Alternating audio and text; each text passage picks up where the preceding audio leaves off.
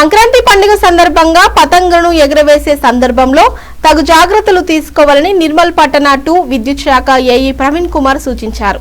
గురువారం అస్ట్రా కాలనీలో ప్రజాబాట కార్యక్రమాన్ని నిర్వహించారు. మొబైల్ ఫోన్ ఛార్జింగ్ పెట్టి మాట్లాడడం, తడి చేతులతో విద్యుత్ వస్తువులను ముట్టడం లాంటివి చేయరాదన్నారు.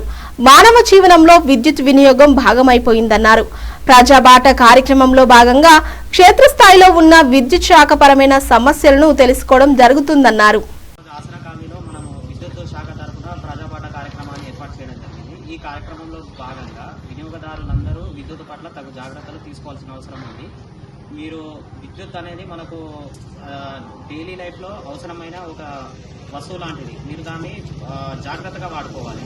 ఎగ్జాంపుల్, మనం ఫోన్ పెట్టి సెల్ ఫోన్ ఛార్జింగ్ పెట్టి మాట్లాడడం కానీ, లేకపోతే తడి చేతులతో స్విచ్లను ఆన్ ఆఫ్ చేయడం కానీ, ఇట్లాంటివి కొన్నిటి పట్ల జాగ్రత్తగా ఉండాలి. తర్వాత ఇప్పుడు వచ్చేది సంక్రాంతి పండుగ. చాలామంది పిల్లలు పతాంగులు ఎగరేస్తారు. సో వాళ్ళకు మీరు పెద్దలు కొంచెం వాళ్ళకు జాగ్రత్తలు చెప్పండి. మీరు లైన్ల దగ్గర పతాంగులు ఎగిరేయకండి.